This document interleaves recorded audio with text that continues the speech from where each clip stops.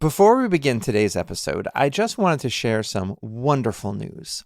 Last week, we decided to extend our supporter drive for one more week to try to make that final push to 100 new supporters, and y'all showed up. I am so deeply grateful to everyone who helped us to hit our goal. Your support is what keeps this podcast going and allows us to continue sharing these stories. So from the bottom of my heart, thank you so much for being a part of this community. If you are a new or sustaining supporter of at least $10 a month, we will be in touch shortly about when you can expect your new Benjamin Lay mug to arrive. Again, thank you so much. And now, here's the show. Hey there, Zach. Hey, John. How's it going? Oh, not too bad. And actually, that's what I was going to ask you. We're 2 months into the third season of the podcast. How's everything going? How's your work-life balance? What a unique question. I think it's a healthy mix. I hesitate. It's just hard to say because this is the kind of work that you can't just clock out of. Like the stories that I'm working on tend to stick in my head, rolling them over and over and over. Like for every half-hour episode that we launch, I probably have like 5 hours of conversation that I've had with just the most incredibly fascinating people. So there's so much that happens under the surface. Right. Well, the best art is art that works on the artist first and then the audience. So I appreciate that you're sort of wrestling with these big questions, even in your off time, and you're doing a terrific job. I was just poking around the numbers, and it looks like September is the biggest month in terms of downloads for the podcast so far. So, congratulations. Thanks, John. But like I said, the guests that we've had have made this a lot easier. It has been such an honor to meet these people from around the world and tell these stories of spiritual courage. I get a lot of emails from listeners who feel powerless and alone these days, and they're just so grateful to have this digital community. And I wish I could just tell everybody about all of the incredible stories that are coming up later this season, but you'll have to wait. How are you? How are you doing? I have not seen you much. I know it's fundraising season and you're all over the place. Yeah, and indeed, this is the time of year where I hit the road and make the case for our organization, that Quakers should have this platform in the 21st century and not hide our light under a bushel. Luckily, that's not a hard sell. These stories are more important than ever, and most folks I talk to are very supportive. So the big thing that I've actually been working on is the launch of our third project. I am really excited to be working with these super talented filmmakers to design and launch a Quaker video project that meets this moment. It's been a dream of mine for a very long time, and it is so rewarding to see it come to life. If listeners haven't checked it out yet, that project is now live at quakervideos.com. And we're releasing a new one every week. Yes. Now, I know I'm biased, but I loved the Quaker Walk to Washington video. I was just so impressed by how much these filmmakers can say without using an overabundance of words. It's just like they're able to capture the essence of the story, the heart, the soul, and just kind of let it unfold organically. There's like this Quaker intentionality to the filmmaking that just feels different than the other stuff that I watch on YouTube. I was just showing somebody the Camp Silo video and was thinking about how they took this simple story and they created a video that speaks directly to the hope that I want to have for the rest of my life. Like the story is simple, right? There's a camp, it gets wrecked by a hurricane, people fix it. Sorry, spoilers. But the rebuilding of it is only a small part of the story. Like it's about the human spirit. It's about community. It's about these stories of an extraordinary faith in an extraordinary time. Yeah, I think you captured it perfectly. In this moment, it's more important than ever that we be exploring how people of faith and Quakers in particular are banding together to persevere, to overcome, and ultimately to bring about a vision for a better world. Right. it is just so easy to focus on the challenges and the bad news than on the possibility. Right. Yeah. Hope and despair are in a tug of war. And in my travels, I talk to a lot of folks, and it's not hard to see which one of those is pulling harder. But as Quakers, we have inherited this spiritual legacy of working toward a vision for a society built on peace and justice sometimes, and maybe especially when that vision seems far-fetched or out of reach. That's exactly why I'm so excited about our guest today. David LaMotte is a Quaker and a musician and an author who has done a ton of thinking about this topic, about hope and despair, about social change, and the role that each of us plays in bringing about a better world, even and maybe especially in dark times. Yes. Yes. All right. Let's get into it. Let's go.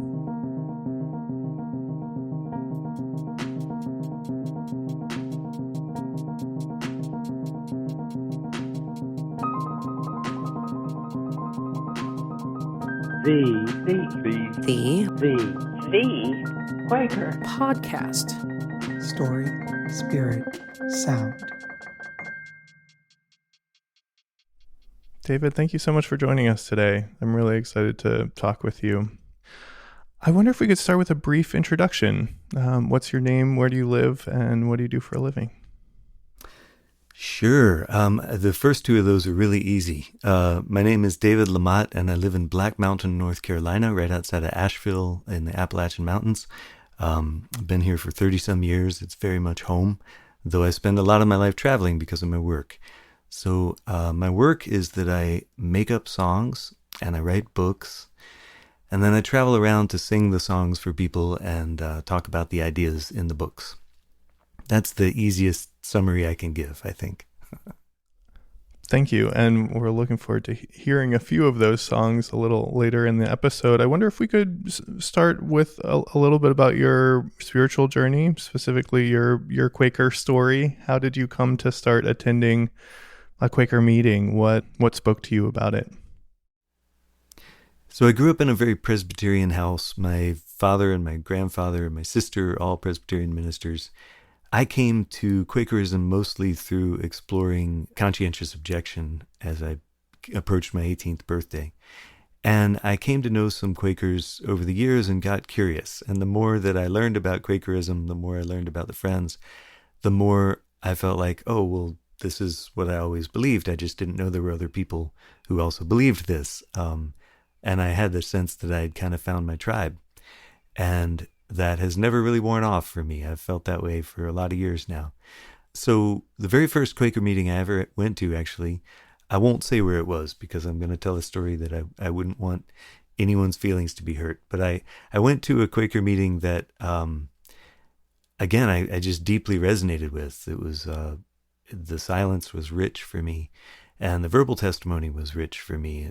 And so I walked out of that meeting, and there was a greeter on the porch who kind of looked like he had just stepped off of the Quaker Oats box, just classic big old beard and hat and the works.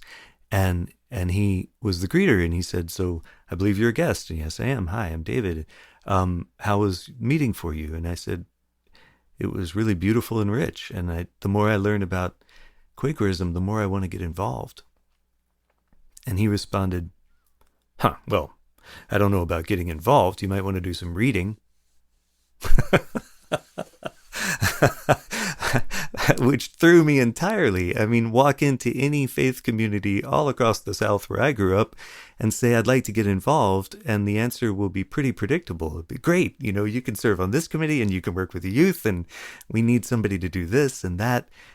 And at first, that was, again, rather confronting. But then as I sat with it, I thought, well, what a beautiful thing to say. This is very, very serious. Take it seriously. Dig in, And I kind of loved that it wasn't an automatic recruitment. It was okay, glad you're here. Now do some reading. And so that was my very first experience of a Quaker meeting. And I thought, yep, these are my people.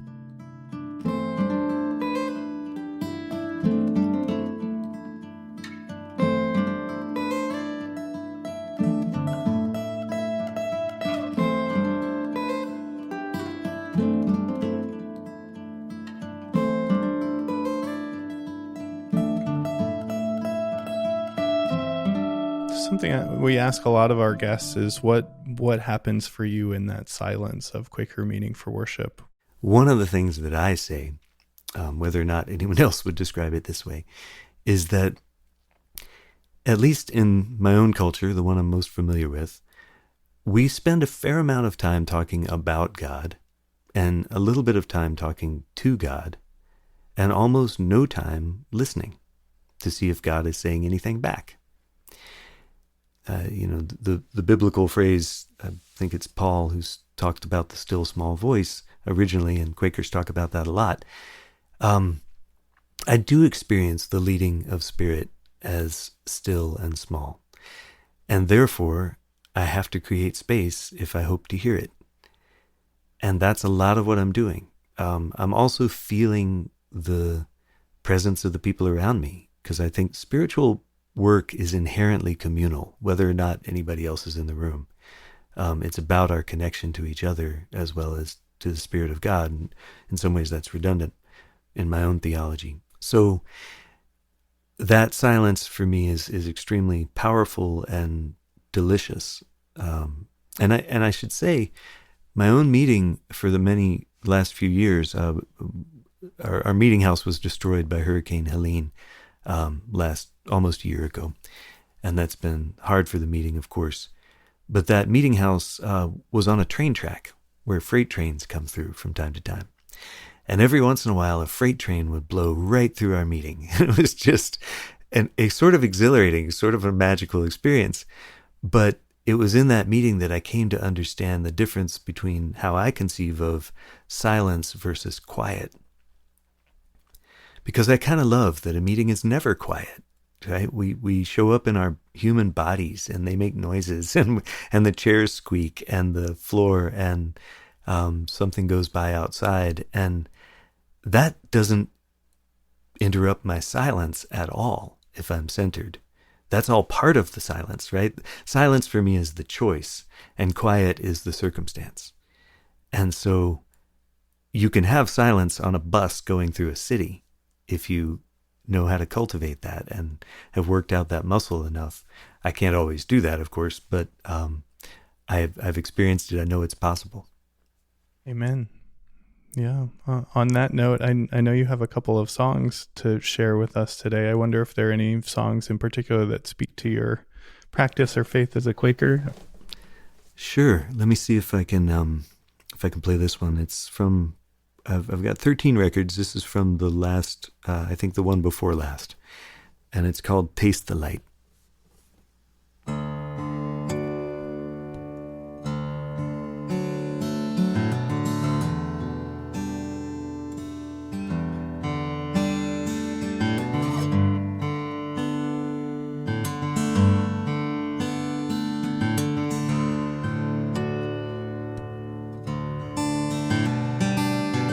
Open wide and taste the light falling from the stars tonight. This cannot be quantified. Open wide and taste the light. Lay your cheek against the song. Let it hold you firm and strong, ringing like a carillon. Lay your cheek against the song.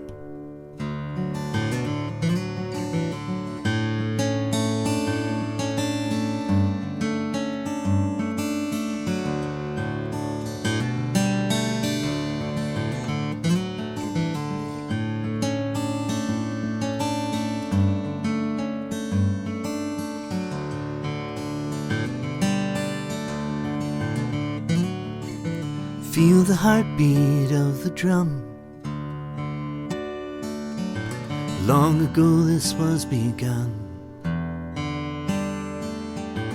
We are old who once were young. Feel the heartbeat of the drum. Drink the notes like drops of wine. Warming spirit, slowing time. winding like an arbor vine. Drink the notes like drops of wine.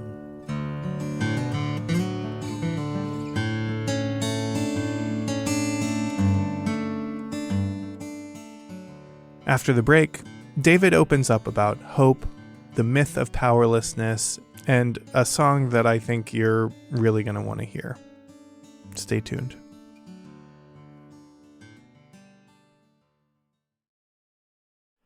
On this show, we often talk about what it means to live faithfully in a complicated world.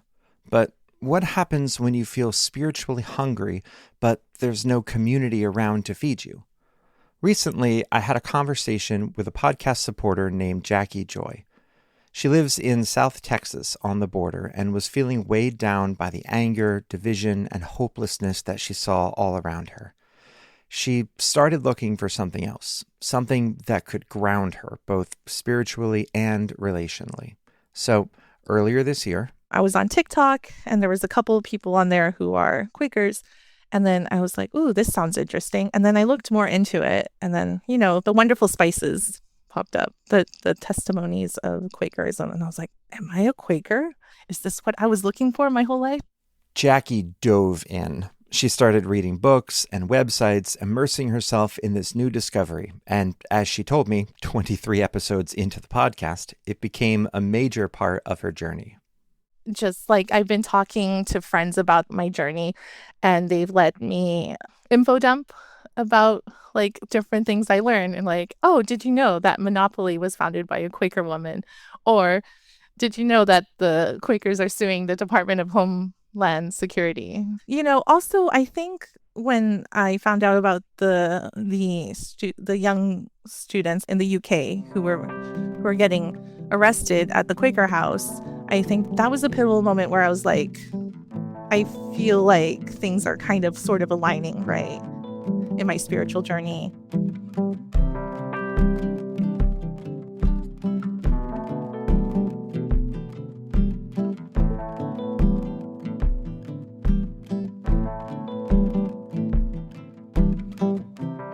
But here's where her story takes an unexpected turn. Jackie's journey didn't stop with her just listening. She realized that she wasn't the only one in her area who might be searching. Because we don't have a local group down here, but I've been hopping on the Zooms for Austin. And I was like, why don't I just start a group? What? How hard would that be? So she did.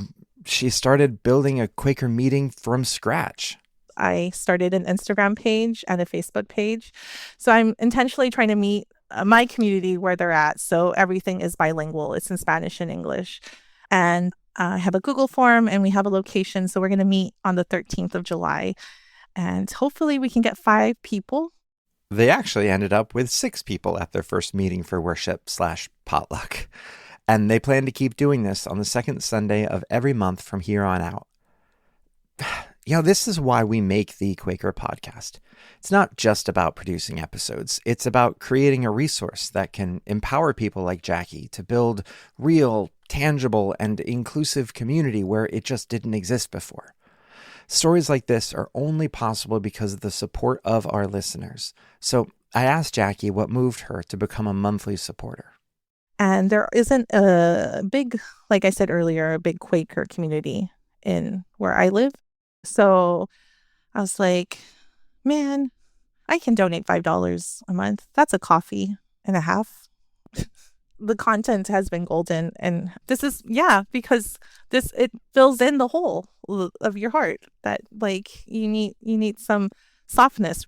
If this podcast has ever offered you a little bit of that softness, if it has been a resource for you on your own spiritual journey, I hope that you'll consider joining Jackie and becoming a monthly supporter.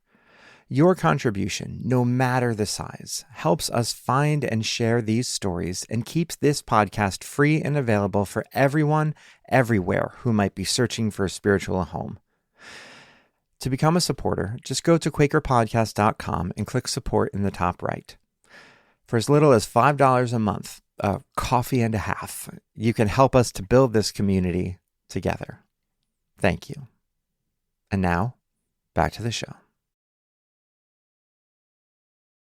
a lot of our listeners are struggling with some despair right now, or at least what to do in dark times. I was struck by this quote that I found from you, which goes, "Despair doesn't serve the world, and neither does cheap hope." You offer the concept of grounded hope as an alternative. What advice do you have right now for folks who are feeling some despair? And could you share a little bit more about this concept of grounded hope? The advice that I would offer others is the advice I offer myself. I think we write the book we need to read, so I wouldn't have the arrogance to speak into somebody else's situation in a way that feels prescriptive, but I am happy to let you listen in on my conversation with myself. And what I would say to others is feel what you feel, and don't pretend that you feel otherwise. Your feelings have a right to be in the world, and you can honor them. And if you stuff them in a bottle, that bottle is going to break at some point. So feel what you feel. Feeling despair is understandable in this moment. There's a lot that's going on that's really big. Feels like we can't have an impact. I contest that, but it feels that way, and that's legit. In terms of cheap hope, well, I differentiate between hope and optimism. And of course, all words are fungible. You can define them as you like. But in my own personal lexicon, optimism means thinking everything's going to be okay. Believing that it's all going to work out all right. Because, it's bound to. As opposed to hope, which has to do with where you point your life. I actually have this quotation on the wall just over my shoulder here behind me, a batik that a friend of mine made because I told her this was one of my favorite bits of the English language. Václav Havel said, "Hope is not prognostication, it is an orientation of the spirit." So hope has nothing to do with what you think is going to happen, and everything to do with where you point your life. Sometimes in spite of the odds rather than because of them. So that's how I think about deep hope as opposed to cheap hope. So cheap hope is passive. It's what you observe. Deep hope is what you choose and how you live. And of course, none of us gets that right all the time. But that's where I want to point myself, is toward action that makes room for the miracles.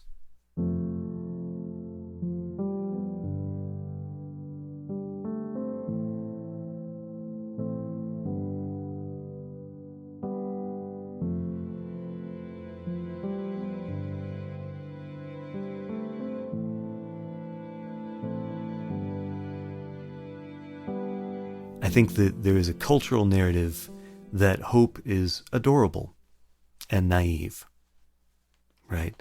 In a really hard world full of a great deal of cruelty, that to be hopeful means that you're out of touch with reality. I think that's the dominant narrative about hope. And I think if we hold that up to historical lenses, you can't defend that at all, that perspective, because you look at somebody like, well, my favorite Hope-Mongers are people like Nelson Mandela, Dr. King, Gandhi, for instance, Rosa Parks. Are you telling me that these people were hopeful because they did not understand how cruel the world can be? They know more about the world's cruelty and the meanness of humanity than I probably will ever learn because of the particular cards I was dealt on this planet. And they're trying to teach me about hope, right? So there has got to be more to it than just being positive. I don't see that as holding up, that hope is inherently naive. Yeah, I really appreciate your work on this, David. You're sort of confronting the myth of powerlessness. That's a central myth that allows some of these circumstances that are causing so much despair to continue. And your recent book, which was titled "You Are Changing the World Whether You Like It or Not," That's just a great catchphrase. I think you have that on T-shirts too. Thanks. My mom, who's a big fan of your work, got me one of those shirts, and I get lots of compliments on it when I wear it around. I wonder if you could tell me a little bit about what inspired that phrase and why it feels like an important message right now. Well, I guess it returns a little bit to the conversation about hope. I think folks who want to have a positive impact in the world and make an effort to have a positive impact on the world around us are most often dismissed as naive. To think you can change the world is considered childish. And in fact, it's just the opposite, right? We can't be in the world and not change it. A lot of the confusion, I think, arises or is intentionally twisted sometimes, in that we often use the phrases change the world and fix the world and save the world like they mean the same thing, and they don't. If you think you can fix the world, you're completely naive, right? Ain't going to happen. As long as there are two of us here, we're going to have issues to work on. If you think you can save the world, depending on your cosmology, that job might be taken already, but it's definitely not your gig, right? If you think you can change the world, you're just paying attention. You can't be in the world and not change it. Everything we do changes the world, whether we like it or not. So the question is, how much intention are we going to bring to the changes we're making? And how much energy? And how much consciousness? I find it fascinating that in conversations about vocation, we often talk about vocation, calling, in the singular. Like you have one, and your job is to find it and then give all your energy to that. And I don't believe that. I think we all have thousands upon thousands of vocations. Some of them are little and some of them are big. Some of them take years. Some of them take literally 2 minutes. Like holding the door and smiling at somebody can literally save their lives, right? If you're so dark and down in the hole that you cannot believe that there's any actual kindness in the world that's sincere, all of it's self-serving. It's all just means to an end. If you're feeling that dark and somebody shows you a small kindness that's just undeniably sincere and kind, it breaks your worldview, and you might be able to find the energy to stick around another day when you were considering leaving. And that is a calling in my book, right? I think that matters. You felt this little nudge to hold the door for that person and let them go first and smile at them, right? And you might have literally saved their lives and you'll never even know it. So making that switch from one calling to many callings changes this huge question of what do I do with my life into the question of what do I do next? Where am I feeling called now? Which part of the work is mine to do right now? Because you can't do all of it. Which part of this is mine? And that feels so much more productive to me, that kind of line of thinking. And again, all of this is just my own wrestling with my own despair and my own struggle to show up in the world. I'm not immune to those thoughts and feelings, but having really dug into what I truly believe and checking it against not only my own lived experience, but also history, I've found that a lot of the things that I've been absorbing from my culture, a lot of my life, are just flat wrong. I wonder if we could ask you to share one more song, maybe one that speaks to the idea of grounded hope or the myth of powerlessness. Yeah, I'm looking at my guitar asking it what song it wants me to play.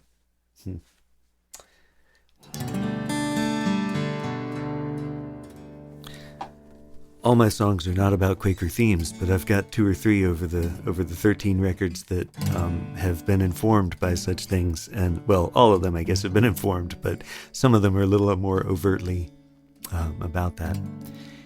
I wrote this song back in the 90s, 30 years ago, long time. There was a spate of church burnings. I think it was like 98, maybe.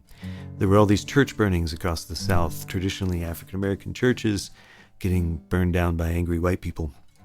And it was heartbreaking. It happened for this one summer. It just seemed like every week there was another story in the paper about this. And Once it had gotten some publicity, some other people decided they'd do it too, and it just went on for some time, and it was in the headlines all summer.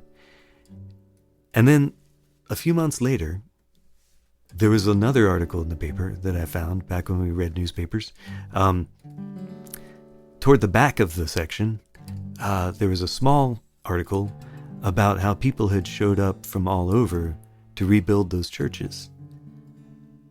And that was actually led by Quakers, as I recall, but people of various faiths and skin tones and social sensibilities showed up and swung hammers together and rebuilt all those churches. And that didn't make the headlines, right? It was in the paper once, but that really moved me, because I just got to thinking, it takes one person in a gas can to burn it down, but it takes a lot of people to put it back up.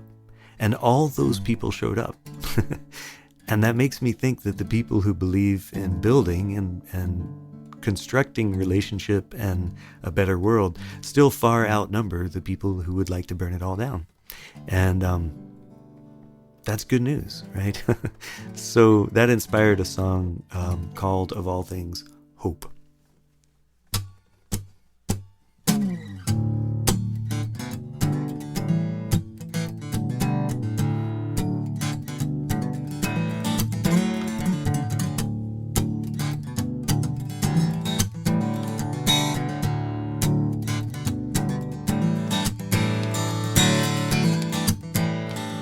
Southland, we're lighting the night sky with a fire from a church burning down.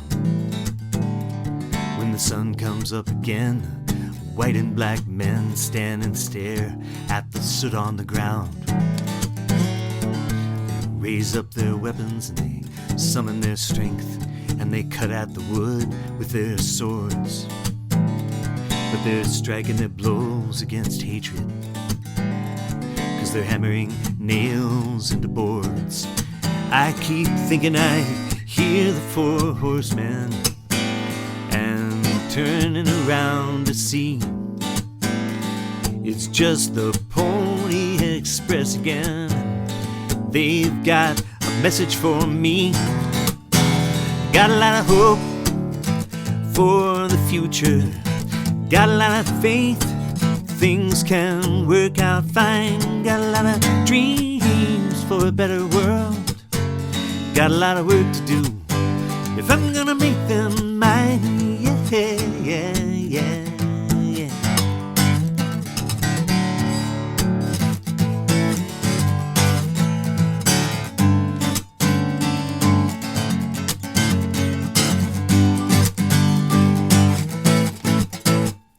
My town is still mostly divided, and I don't see much color tonight, no. And I know that it's all complicated, that the issues are not black and white. Hey, but how can we come any closer if I just shake my head where I stand? There can never be any handshakes until somebody puts out their hand. I got a lot of hope for the future, got a lot of faith things can work out fine. Got a lot of dreams for a better world. Got a lot of work to do, but I'm gonna make them mine. Got a lot of hope, got a lot of faith, got a lot of dreams, got a lot of work to do. I got a lot of work to do. Yes, we got a lot of work to do. Yeah, got a lot of work to do. Got a lot of dreams.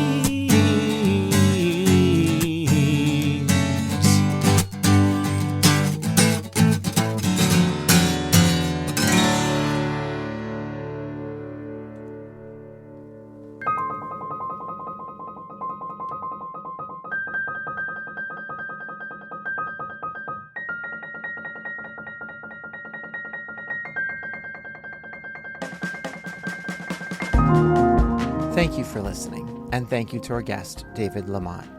For a transcript of today's episode and links to all of David's work, make sure you check out QuakerPodcast.com.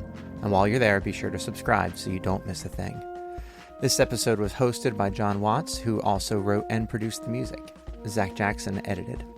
The Quaker Podcast is a part of the Quaker Project. We are a nonprofit Quaker media organization dedicated to giving Quakerism a platform for the 21st century. If you like what we're up to, please consider becoming a monthly supporter. You can go to QuakerPodcast.com and click support in the top right window. It takes less than 5 minutes, and we really appreciate it. And now, your daily Quaker message, as read by Grace Gonglewski. Harriman Maurer, 1950. God is reality, that which is. Nonviolence, that which holds back from hurt. Love, that which goes out to others. Pure wisdom, that which is free of outward schemes. He is that power which the Apostle John called truth, that name so profound and yet so incomplete, which embraces all the others, which suggests the eternal inward fact and order and aim of all life. To get Quaker wisdom in your inbox every day, go to dailyquaker.com. That's dailyquaker.com.